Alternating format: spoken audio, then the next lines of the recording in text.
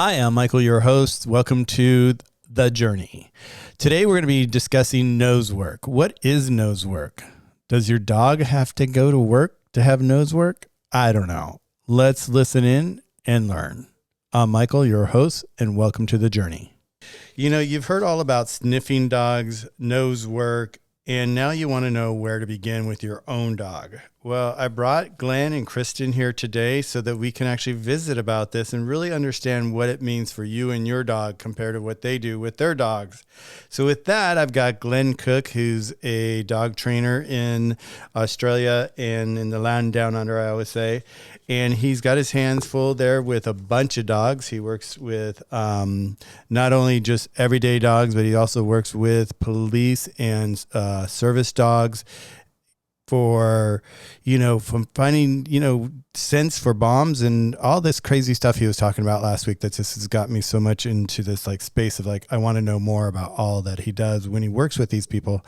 And then we've got Kristen, who's here in the United States in the Northwest, and she is a truffle hunter with her dogs. And I just love that. And have fallen in love with Kristen along the way. She's just adorable. I love to laugh with her and we always have a good time in our room. So today we're just going to be breaking it down, the 101s and your dogs. So with that, Glenn, would you like to give a nice hello and introduce yourself a little bit to the room? Sure.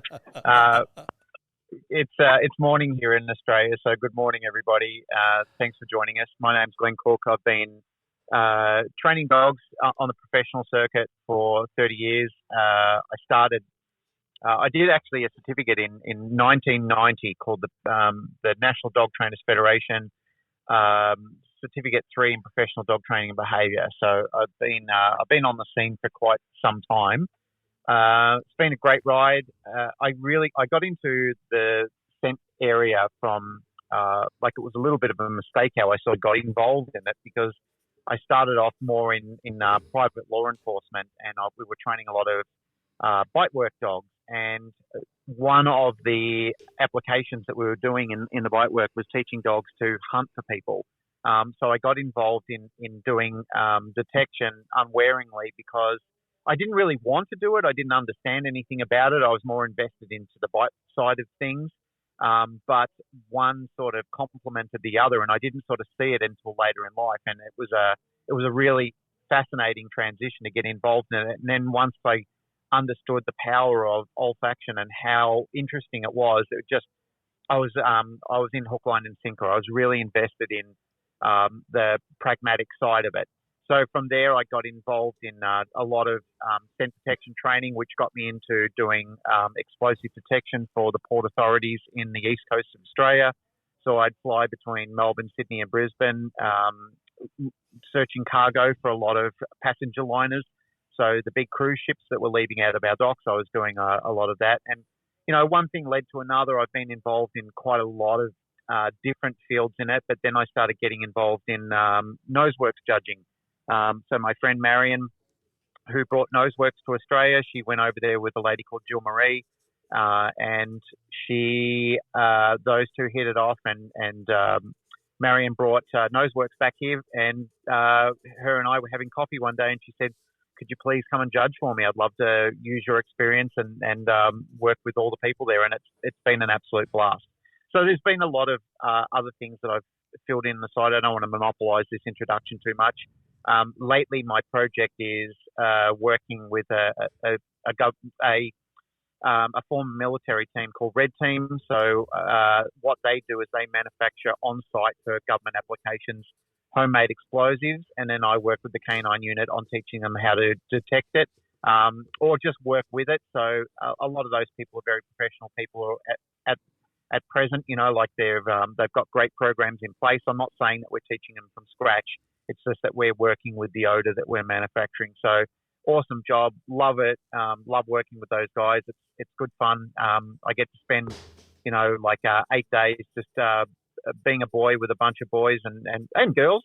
So, there is a lot of professional ladies on that circuit as well. So, but we get to have a lot of fun together, and also work on the very serious side of homemade explosives. So that's me. Thanks for listening.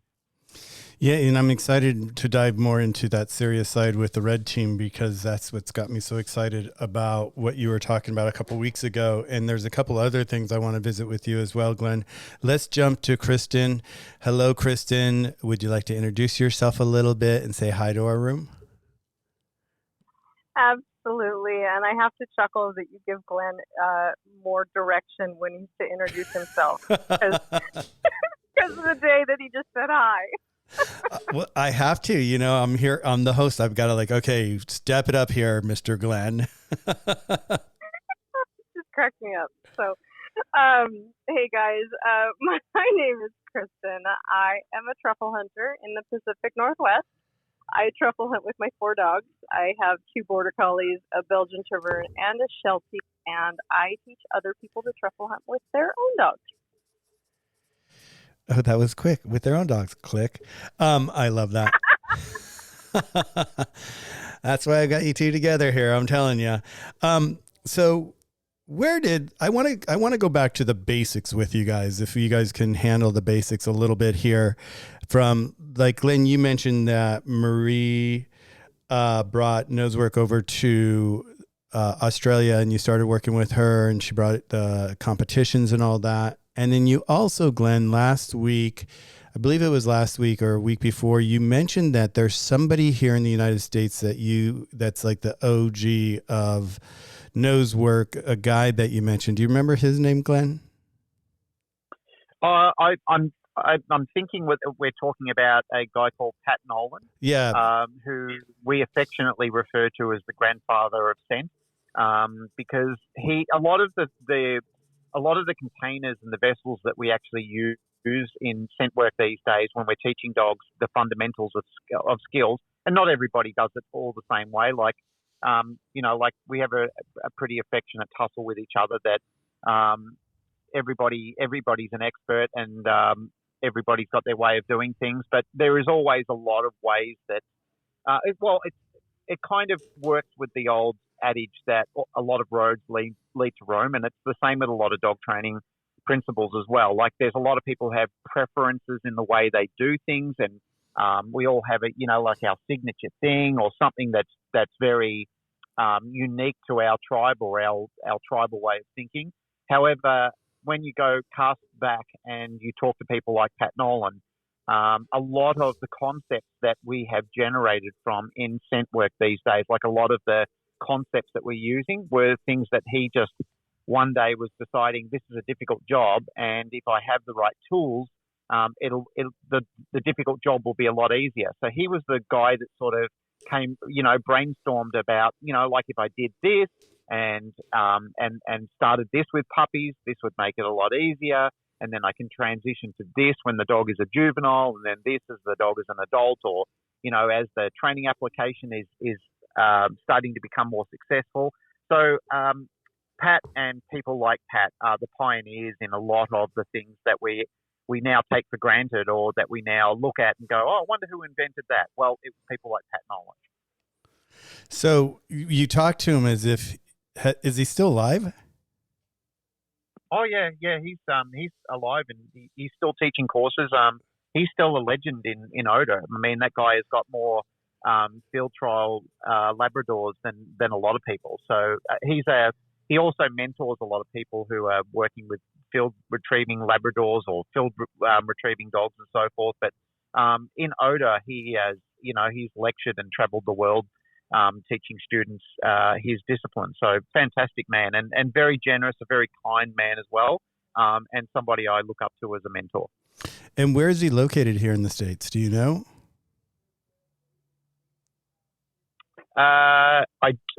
I did know. I would be guessing to tell you now, but it would be an easy look up, and I can find that out for you. Yeah, and then I also like the spelling of his last name because I was looking for him and I couldn't find him, and I just thought what a great resource to be able to look into what he does, and you honor him so much that I would love to see who he is. Nolan, Pat Nolan, and his wife is Connie Nolan, Pat and Connie Nolan. So Connie's involved in ANKC. Or AKC, I think it is the American Kennel Club, AKC. So she does a lot of high-level obedience dogs as well. Like the two of them are extreme professionals, lovely people too, and very, very, very generous with their time. Well, since he's the grandfather of time with you, he probably has been doing this for quite a bit of time. Where would you say scent work came from? Who was like, where did it from? Everybody I've talked to, everybody's got different stories. It happened here, it started there, or they, their belief is this or that. What's your belief? Where did this all, like, when did it become like a fashionable thing? And we see so much of it today where a lot of people are grabbing onto it, just kind of like it's the new shiny object I see. And everybody's like, oh, scent work. Yeah, my dog does scent work. And, when I start to talk to them, they don't know a lot about scent work. So I'm like, where did it start in your eyes, Glenn? Yeah, that's a really good question. It's been around for a long time. Like, I believe that, since people, were painting on cave walls, there's always depictions of dogs that were helping them, as in regards to either tracking down and hunting prey or guarding the camps, etc. However, when we're talking more modern age, our age, and when we're talking about when things became fashionable, I remember when I first got involved in wanting to become a dog trainer, and I originally was a commercial electrician. I used to work on the big sites, building switchboards and building big fridge units for commercial applications. And my one side of my family was quite affluent, and they were all snobs and quite wealthy people. And when they found out that I was going to become a dog trainer and leave my career, they were absolutely pissed at me. And because my grandmother thought that was a life of a gypsy or a carny. And I know Casey's in the audience at the moment. He's probably turning purple. But I don't say that with disrespect, because I'm one of them, And I remember my grandmother pulled me up and she said to me, "Why do you want to do this? You've got a good career, you're getting paid really good money, and then you want to leave this?" And I said, "Because I'm not happy and I don't like it, and I'm waking up every morning going to a job that pisses me off with people that I don't like working with." And I said, "I've finished my trade, I've got the qualification, so if it doesn't work out and I need something to fall back on, I can do that. But like I said, this makes my heart sing when I'm with these people. They're my kin. I enjoy this, and I love hanging out with them. Every day I get out of bed, I'm excited to do it." So let's now talk about scent work. So scent work's been around for a long time. And as I said, scent work was something that, and I say this with regret too, but scent work was something that I actually looked down on at the start, because that was my own ignorance. I didn't understand it, and I didn't understand how incredible it was and how amazing the olfactory system was with dogs. I just had no idea. I was completely ignorant. However, when I learned how incredible it was and what a large detail and a large amount of real estate that it takes up in the dog's brain, and like how reliant they are on it and how amazing it is. So if you compare our cognition to a dog's capability of odor, that is comparatively a great way to sort of look at it. So I didn't see a lot of trend in this sort of thing. Like there were always groups of people who are involved in dog training around the world. Like the United States and parts of Europe have been involved in, dog training disciplines in different applications and fields for many years. Like a lot of what we learned came from there. But when I saw the real transition to the trends in dog training, because that's primarily what my business focuses on now, we watch trends a lot of times, and that's primarily where we focus on. But the real trend started to happen, I would say, probably around late 2000s to 2010. That's where we really sort of started seeing a massive uplift and an interest and a different change in how people felt about dogs. And fast forward to now, it's completely different to what it used to be when I first got in the industry. So when I first got involved in it, like even boarding dogs was completely different to what it is now. What it is now, it's far, far, far, far more inclusive, far more intensive about, the life and the interest around the dog and the dog as a family member, rather than, something that sort of decorated a backyard or something that was, like people have always loved the dogs. Don't get me wrong, but it's much different now. Like the love and the interest and the inclusiveness that people have with dogs is significantly different now. And I can't agree with you more. From me being here on Clubhouse, and I've been here since the end of January, and everything that I've learned here, and I didn't know.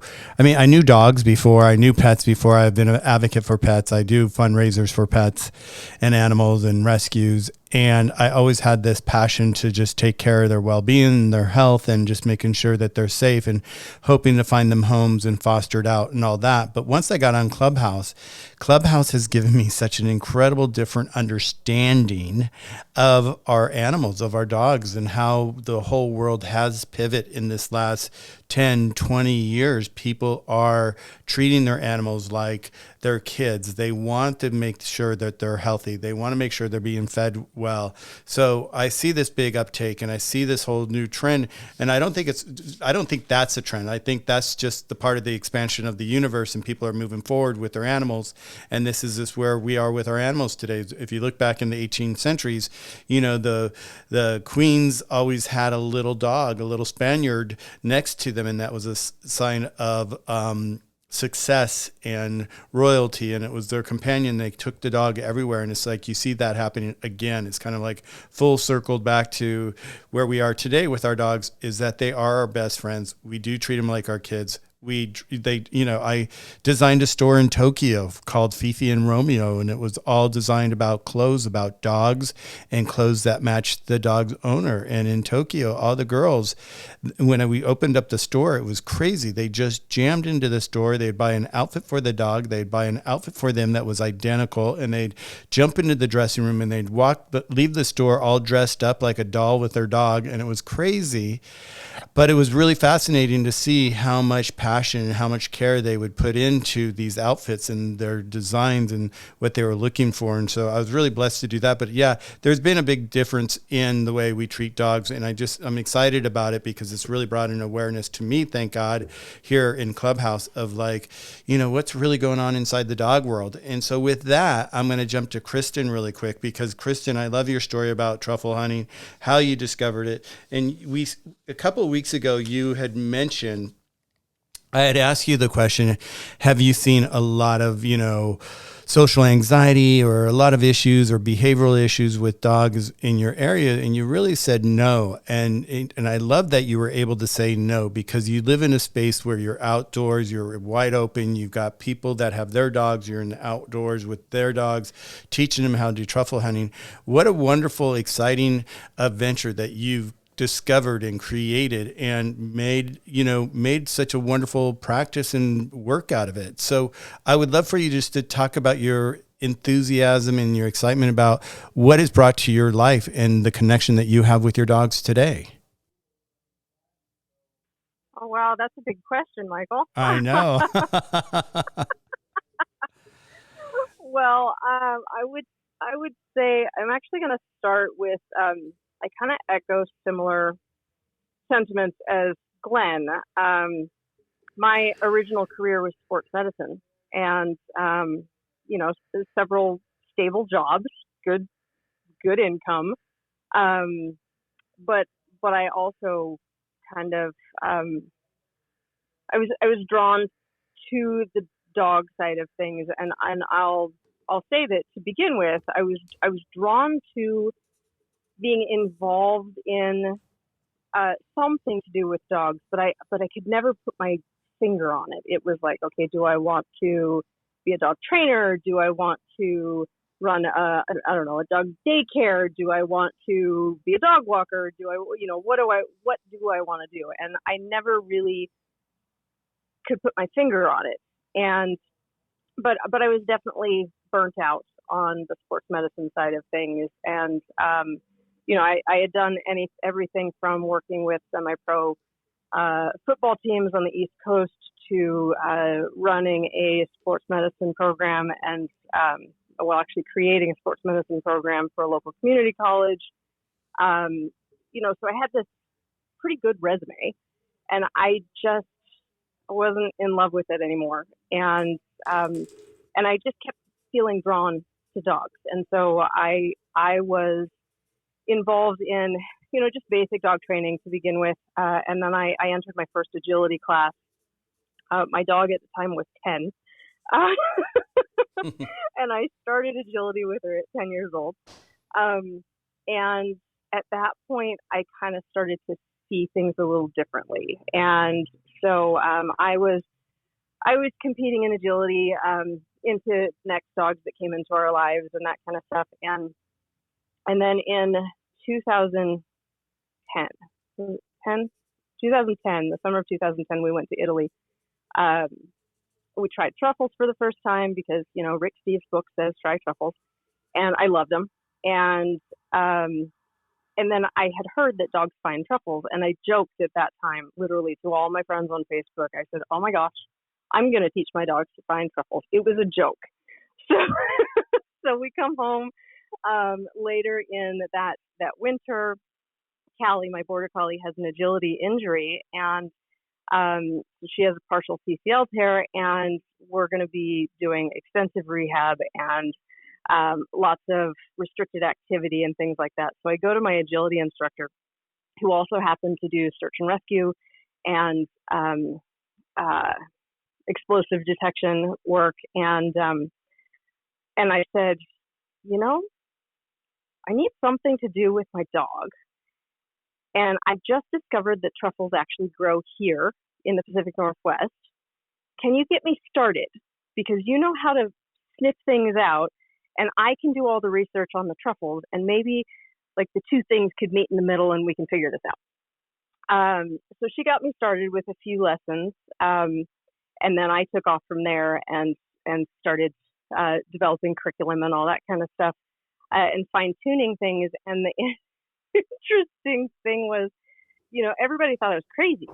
They were like, you really think you're going to make any money doing this? Or you do this as a job? I love it. And the only people that knew anything about truffles thought that, number one, pigs find them, and number two, people only hunt in the middle of the night because it's so secretive. Oh my God. So they all think this is what I'm going to do. So they totally thought you lost it. Yes, absolutely. Totally thought I was bananas. So through the whole process that I went through as I was teaching my dogs, because like I said, my friend got me started, and then I just kind of went intuitively on what made sense for teaching them and progressing. And then later that spring, my dog found their first truffle, and I was sort of off and running at that point and completely hooked. So over the course of a few years, I was sort of teaching more truffle hunting, cutting back more on the sports medicine side of things, till I got to the point where I just made a clean cut over to the dog side.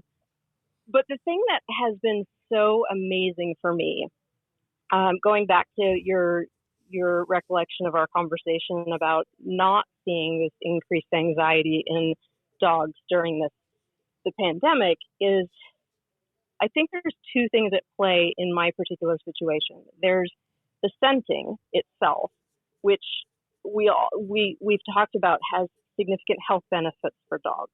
Everything from basic enrichment to sniffing the environment to meaningful searches for whether it's truffles or antlers or mushrooms or your car keys, whatever it is. But there's all those health benefits of how the nose and the brain and all of these, everything that happens with just the physical act of smelling.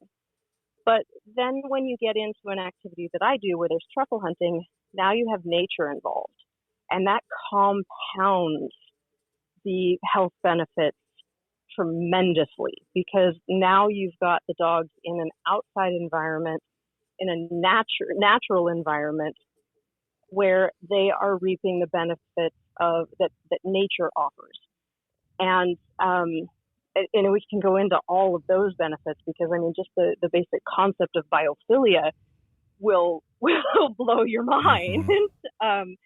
But there's so much health benefit to the nature side of things. The dogs are in direct contact with the earth, and that in itself is actually grounding, and that provides additional calming. The activities that I do is, it's just one-on-one. This is not a group class. It's not a group activity. There are no other dogs around, and there are no other dogs who have been in the area, because that in itself can also be a little bit of a stressor. For some dogs, they're uncomfortable in group classes, even if they're given appropriate distance. We have to recognize that their nose is telling them that this still is a group activity, right? Right. Yeah. It's still a group activity because I can smell these other dogs. So we've got that nature impact when it comes to truffle hunting. And then we've got the fact that it's a solitary activity. It's just me, it's just the dog and nature. And that in itself, that combination is magical. So I think that's where you were going when you asked me, like, why I'm so passionate about my area of scent detection, is because to me, that is a complete picture. That's the complete picture of, how would I say, like the most natural representation of what we can do with our dogs' noses in my experience, because there's literally nothing artificial going into the activity. It's just us, the human, the dog, and nature. I think it's so beautiful, because that's exactly what I wanted to hear and share with the room, is the fact that, we do hear a lot of these pandemic puppies going through a hard time, coming out of this lockdown, being surrendered, and owners not knowing what to do. But for you, when you shared this the other day, it was like this glimmer of light. It was like a rainbow of like, oh my God. And I just totally closed my eyes and pictured you and your clients and their dogs just in the open natural wilderness, sniffing out truffles. And what a beautiful way to create such an incredible bond between you and your dog and with the earth. For me, it's a win-win-win-win situation, what you're doing up there, and just what you've been able to create out of coming from, the sports medicine side. Like you said, you were tired of it, you were done with it, and you were trying to figure out what to do. And I think that's the magic that we see here in the rooms a lot with the dog areas. Everybody started somewhere, and a lot of people started outside the dog arena and then moved into the dog arena. And it's just so beautiful to hear the journey. Hello, Michael, the journey, my YouTube channel, everybody. No, you like that, Kristen? I did that for you. That was excellent. That was shameless and excellent. Yeah, exactly. Right. But it's the journey. It really is. And that's why, I've been doing this, is like, to listen to everybody's journey. Where did Glenn start? Where did you start? Where did Jen and everybody else in the room, where did they start with their life, and how did they jump into the dog's life or the animal life? And it's really just, interesting to see. And it's interesting to see that you were able to have this incredible experience during this last year, where a lot of people unfortunately didn't have that same experience or didn't have the opportunity to. And it just draws me. I'm like, oh my God, I need to move to Washington State right now and go truffle hunting. So with you, Kristen, what do you think, from your understanding, because like what we were talking about, like what Glenn is saying, is like in the last 10, 20 years, things have changed. People have changed. They started working with their dogs differently. And these sniffing games came on board. The agility courses came on board. The nose work has been back since World War II. I think that we had our first bomb sniffing dogs then, and they were there then doing nose work. So it goes way back. It's not like this is something new. But for you, do you see a lot of people like attaching on to nose work and saying it's this, and this, and exploiting it rather than really paying attention to it? Like it's like some super official fad that everybody's got to be a part of? Or do you feel like the whole industry of pet owners are engaging in this together as one? Or is it another one of those kind of like the wild, wild west when CBD hit the market, for pets 5-6 years ago? It was like the wild, wild west and everybody was doing it and they really didn't know what they were doing. What's your thought on all that, Kristen? Wow. How come I keep getting these big questions?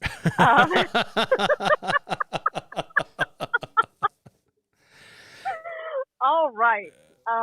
So I think, honestly, with anything, and it doesn't matter what language we use as far as, is it a trend, is it popular, is it, whatever that is, the the basis of that is that there is a lot of attention right now, and there has been for a bit, and a lot of that boils down to media, marketing, all of those things. I mean, anything that is intended to popularize an activity, and there's nothing wrong with that.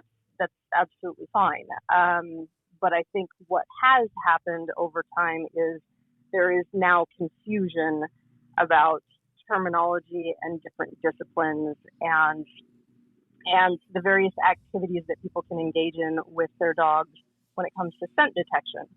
And so, and one of the things that really popularized the activity itself is the sport of nose work.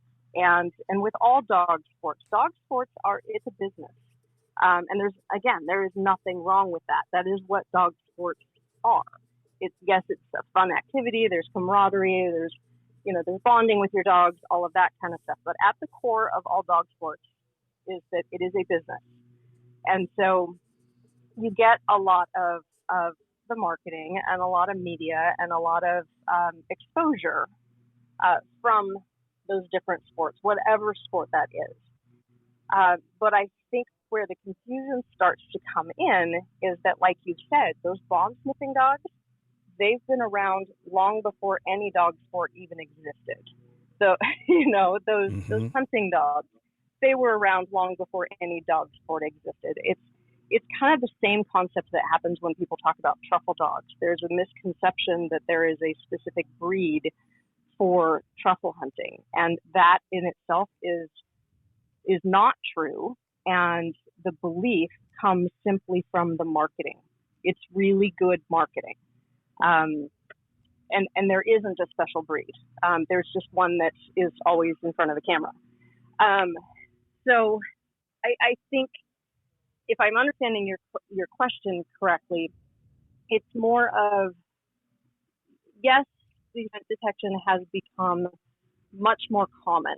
And I think the confusion for everybody lies around the terminology and the words that we use and the way we are or are not advertising the disciplines that don't come across the natural exposure that something like dog sports would. So, for example, you don't really hear people advertising bomb sniffing dogs or not a lot of search and rescue advertisements going on.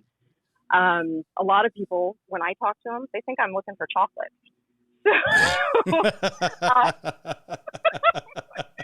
And I'm not kidding you, but the people have said it. What? You're looking for chocolate truffles? No, really. You don't hear a lot of, even though it's out there, there's conservation canines. You don't hear a lot about that.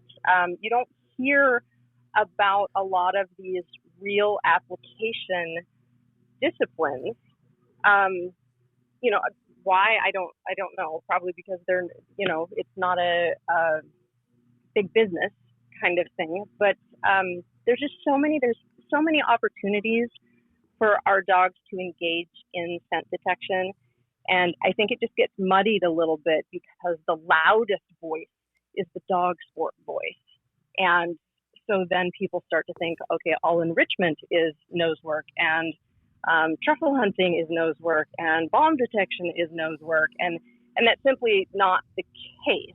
So I think, what did I tell you the other day, Michael, that all nose work, as in sport, all nose work is scent detection, but not all scent detection is nose work. And I think that's kind of where we are in the space with dogs. But at the same time, I think it's really good that everybody's latching on to this, because we are letting our dogs sniff, and we're seeing fewer and fewer people insisting that their dogs stay off. Fewer people are insisting that their dog's nose stays off of the ground, and more people are starting to understand the the health benefits and the science behind olfaction and the importance of enrichment and just how scenting itself is critical for a dog. Like it's a non-negotiable. And so however we get there, and it's going to be for the benefit of the dogs. But I also think that there is a very strong need for exposure for the many, many, many facets of scent detection. I mean, I have a gal that I'm going to talk to who does gluten detection. Julie McLaughlin, she does cortisol detection. You've got diabetic alert dogs. You've got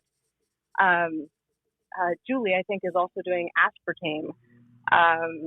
There's another gal that does scent detection for POTS.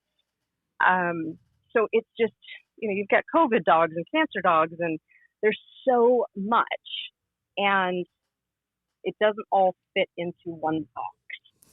And I say that with as much, this is the last thing I will say, but I say it with as much appreciation for the sport of nose work, because it has created some exposure, but at the same time, there is a tremendous amount of frustration that I personally will experience, because many, many times I have students come to me and say, I took my truffle oil to my nose work class, but my dog isn't finding truffles. And I so want to explain to them that's because what you're taught them to do in the nose work class really doesn't translate to finding truffles in a forest, in the wild, underground. And I see that happen a lot. And I know it happens with other odors as well. And I think that's the part where we need to create some discernment, some differentiation for people, so that people don't falsely think that they can just take their truffle oil to their nosework class and then get frustrated because they can't find truffles, and then they come to me and go, why can't I find truffles? My dog can find all of these things that I hide for them. So, and I do really truly say that with utmost respect for the sport. It's a difficult thing to express, and really not trying to offend anybody, but it's something that definitely needs to be explained so that people understand it doesn't work that way. So I think I went on a tangent, Michael. No, sorry. It's good, because I've got a lot of questions around that, and I want to get to Glenn as well with this. But before I do with Glenn, so what I'm understanding, and I see this even in my world of design all the time, is like, I'm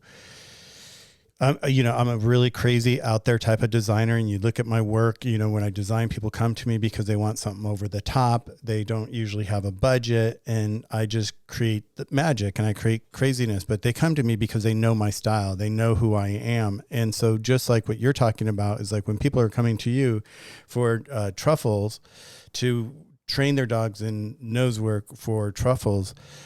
And let's say maybe they were fooled by another company at one point saying, oh yeah, we do. It's basically, maybe what I'm understanding is like, and I get this discernment that needs to be out there potentially because of business to business to business, and be able to really give the end users the right possibility to win with their dog by setting them up the right way. And so I think like anything in the United States and the world, businesses come on, and like I said, the wild, wild west almost, that's what I was using that wild, wild west was about, is like, there's other companies that will come on and say, oh yeah, we could do that too. And we could do that too. And we could, oh, you want to learn how to sniff out bombs? Well, we could do that too. And in reality, each one of these areas are very specific, and it takes a certain type of training to be able to sniff out the particular objects, like you were talking cancer, COVID, all this. And I've talked to Ryan a lot about this too, about, things that he's been involved with scent training in as well. So on to you, Glenn, real quick. Discipline. So inside the industry, do you see that there's a lack of discipline, or is it because like I called it like the wild, wild west? Is everybody just running around saying, oh, I'm doing nose work here and I'm doing scent work here. Oh, we're doing bomb sniffing over here. And there's no really strong structure to it. Or do you see that there's a structure being created as we speak today? I feel that the structure is getting more integral as we're going along, and people start seeing that there is a need for better structure. Considering, like I said, like spanning the career that I've had in it and seeing how unregulated it used to be compared to now, where people are starting to write more, operating procedures for even for, like the sports side of it, but far more so now for the regulatory side of it in government agencies and law. Because I remember one stage there was private civilians that used to be able to do a lot of things that really should be left in the hands of policing units, which I think is a good idea. I think for congruency of evidence and so forth, that should be left in the hands of those agencies that deal with that matter and work on that as a legal perspective. I believe that there are certain things that private agencies should be involved in and can be involved in, but I don't like seeing a muddy line in that. The other thing that I believe that many of us feel is that there is a lot of unregulation in as far as just professional dog training in general. There's a lot of people out there who, basically shake a cornflakes packet and out pops one of those all wrapped up certificates that says, "Congratulations, today you're a dog trainer." And we really need to see the improvement on that. I'm also of the opinion that I don't like too much of any government's involvement in some of these fields as well, because they actually do a shitty job of representing people in animal fields. They over-regulate sometimes and they make things far too complicated. I do like it when, regulatory dog bodies do get together and they help each other out and work with each other on improving standards and guidelines and welfare of the dogs and, better representation of what trainers should be providing in the industry and how it should be done. So, clients are less impacted by poor performing trainers and so forth. But, that really puts us down a rabbit hole sometimes, Michael. I work predominantly with an organisation in North America called the International Association of Canine Professionals. I'm on the board of directors with them. And, they're always trying to fairly represent their members and they're always trying to look at ways to improve standards and, work with more people in the industry and be more inclusive. I'm all about that, and I'm sure most professionals that I know of are all about that. One of the things that I've enjoyed about Clubhouse is that a lot of people who weren't really talking to each other in the industry are now talking to each other more. There are more ideas, there's more sharing, people are getting to know each other better. There's less demonizing of different styles of training and there's more understanding that's taking place, which I really feel is beneficial for all of us. Not just the professionals or the amateurs involved in dog training, but also just the dog owners and the dogs themselves. I really feel that gives us gives us much more access to better information and more understanding across the board. Well, what I've learned here in Clubhouse from all of you people all you guys that have been here with me in the rooms that I host, it's really been really beautiful because, like Glenn, when I first got in here, when I found the dog rooms, I jumped into a few of them, and there was trainers in there, and it was just trainers, and it was kind of like they were in a heated moment, and they were like, "No, it's this way or this way and this way," and it was like I almost felt like I had to duck to miss the dog shit flying across the room to say, it was like I was like, oh my God, they're really passionate and violent about what they're talking about. And then as the more and more I got through Clubhouse in the last few months, and I'd go into those rooms, the initial storms that I saw in those rooms have actually kind of calmed down, and everybody's really talking back and forth with each other, and they're starting to learn from each other. And I'm even seeing trainer to trainer reach out to each other saying, "Hey, I help all these other dogs, but my own dog's having this issue and I just can't put my finger on it. Can you help me?" And the other trainer walks in and they've been helping him. And so I do see that Clubhouse has brought this unity amongst the trainers, amongst everybody inside the pet world. And that's kind of like what my goal here is, bringing all this information together in one place, that you guys could always come here to one of my rooms and hear something really interesting, fascinating, or something that we don't know.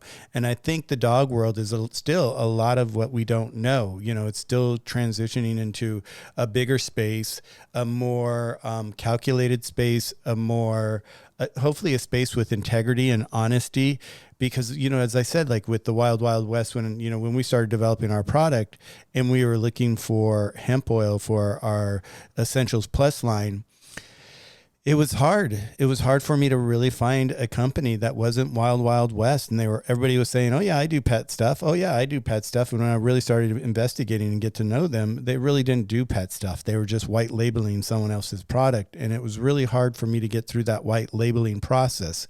So with that comment that I just made, Kristen and Glenn, I'll go to Kristen first. How does somebody get through that white labeling of all the puffery that's out there when they're looking to get involved with something like this? And what's your best advice to somebody that's interested in getting their dogs interested? Let's say it's truffle hunting and they come to you, or they're looking for something else. What's your advice? How can people find the right people outside a clubhouse? When people come to me, they're like, oh, I need to find this. I had someone just recently ask me for a breeder, and it took me, and being in Clubhouse, I know a lot of different breeders. It took me a month before I was able to find them a great resource for a breeder. So, and that's me dealing with all of you guys all the time. How does just an everyday pet parent find somebody to actually teach them nose work in the way they want to learn nose work for their dog? What do you think, Kristen? Well, are you asking specifically about nose work, or are you talking about scent detection in general?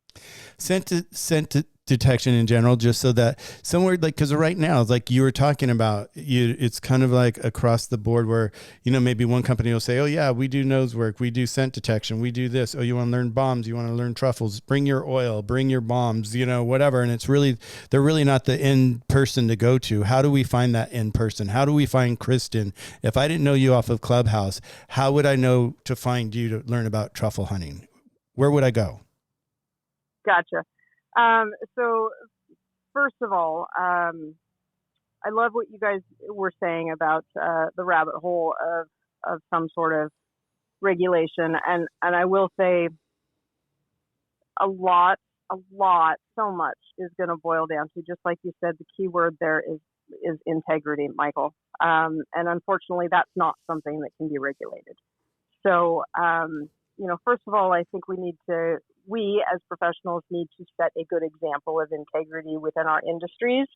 And then as far as that consumer who is looking to do something scent related with their dog, I think asking around, finding networks of people so that you can, say, you find Glenn, and Glenn is amazing and I trust him completely. Hey, Glenn, do you know of another activity that I can do with my dog that's out in nature? Or do you know somebody who does antler detection or helps people find mushrooms?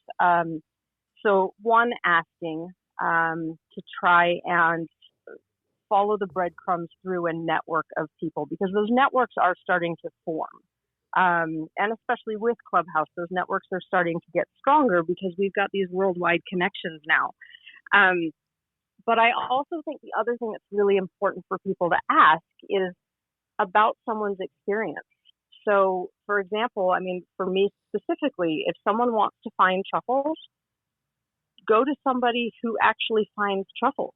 But if you want to learn how to truffle hunt, it doesn't make a whole lot of sense to me to go to an instructor who has never truffle hunted. So that to me is probably that would be the most important thing, is go to somebody who, I want to find antler sheds. Okay, have you found antler sheds? Have you been successful doing this? You want to learn nose work. Well, yes, go to a nose work instructor. You want to learn how to truffle hunt? Find somebody who teaches, who has actually found truffles. And I think that's probably at the core of where the consumer can really take that power, because then they are also taking away some of the business's power of, I guess, not being deceptive, but I think the word that I'm looking for is just not being completely honest about their actual expertise. And so I think it's really important. Like anything else, if you had a plumbing problem, you're not going to call someone and say, can you fix this? And they say yes. And then you say, have you fixed this before? And they say no. Are you going to pay them? That's just, it doesn't make a whole lot of sense. And the same thing is true in the dog industry. I think it's really important, just like all other areas of our lives, make sure that the person that you hire is actually proficient at the thing that you're asking them to teach you to do. Yeah, it's so it seems like sometimes an uphill climb, but it's just part of what we have to go through to really find what we're looking for. Glenn, when people are coming to you, I know you work with the Red Team that you're talking about, and then you also work with private owners of dogs as well. So you're probably and you do the competition as well, the judging. So you're kind of in 3 different phases or areas of scent work, aren't you? Yeah, Michael, I'm involved in quite a lot of things. My core business these days is running pet hotels. We just recently took the mantle of being the largest provider in Australia. So we're really in a good space at the moment, which is incredible. It's just I've got a great team of people that work for me that I can't express how privileged I am to work with such predominantly lovely young ladies too, who are just very, very passionate people. But getting back to the question, there's quite a lot of things to unpack about the question that you originally asked, and I think Kristen did a brilliant job of answering that, because a lot of what I would suggest would layer into her answer as well. One thing I did want to say, just in response to the earlier question you asked, Michael, this industry is an industry that does attract a lot of very emotional people. And one of the things that unfortunately does happen in the transition when you become a dog trainer and it's not really at the start, but it happens more so intermediary. So before mastery, or you become, very advanced in your knowledge of becoming a dog trainer, is that your ego suddenly becomes very swollen and out of control, which it does tend to happen. And I think the reason it tends to happen is because some of the people, and I'm speaking from experience with this because it actually happened to me very early on in my journey, is that when you don't have a lot of attention and suddenly you found something that springboards you into a great realm of attention, suddenly you become known to people, and suddenly your opinion is very validated in a lot of forums. And that's very intoxicating when you suddenly become somebody of value to a large group of people. And that happens a lot in different fields, but it happens a lot, like a hell of a lot, in the pet-based industry. So I know this is slightly unrelated to the question, but it was an interesting thread that we were discussing before. So it is very hard for people who are looking for services on how to find the right type of person when there is so much marketing and so much fanfare out there for people who are all competing in that space, because they're all very passionate about wanting it. And some people are very largely unable to provide that service where other people are. And yeah, there is a difficulty sometimes in getting through to making sure that you do have the right person. However, for people out there who are looking, for people in scent work or any field that, they're looking for a suitable professional in their area, as Kristen labelled before, what I would say is that results speak for themselves. So if you're watching YouTube, what you should be looking past is the production and the fluff, and you should be looking at the results. What you also should be looking at is what can they also produce other than just the one dog that they're training. So it's nice that I see people doing a marvelous job with their very talented and very drivey dog, and I do appreciate that they're still doing great work. Like I've seen some amazing people, and I pay them credit and I honour them, and I think that they've done terrific work. But can they translate that to other dogs? Can they translate that to other people? And they're very important questions that need to be asked when you're looking for something as integral as Noes works or like high end, anything that's high end in, like truffle work. I do consider that a high end practice because it's a business and you've got to provide a service for people who are paying you, large amounts of money to help their dogs either get trained or you to come in and find truffles for them. And then when you're starting to get into the higher stakes where it starts impacting lives like narcotics and certainly explosives, you do want to make sure that these people have, they do have a creditable facility behind them or a creditable background where they can actually produce it, not just with their own dog, but multiple dogs and multiple handlers as well. So I guess what I'm saying is that generally it's, and Kristen did a great job of this before because I do want to pay respects to her for her answer because it relates to exactly what I'm saying is that you should be looking at what people can actually show you en masse rather than just in a singular form. Yeah. And I go back to like what Kristen was saying too, is like the word integrity for me is like so important in my life and everything that I do. And, even being here on Clubhouse, I've seen, some people with the lack of integrity, and it's everywhere. So we really just have to really stay focused and stay on our mission and just say, okay, this is what I'm going to do. This is how I'm going to do it. And this is what this is what I'm offering people. And this is how I want to help people. And with that, I think just having that set in your own business, in your own mindset of like what you're doing, I think that's the most important thing. God, this hour just flew by on us without a second hand, I think.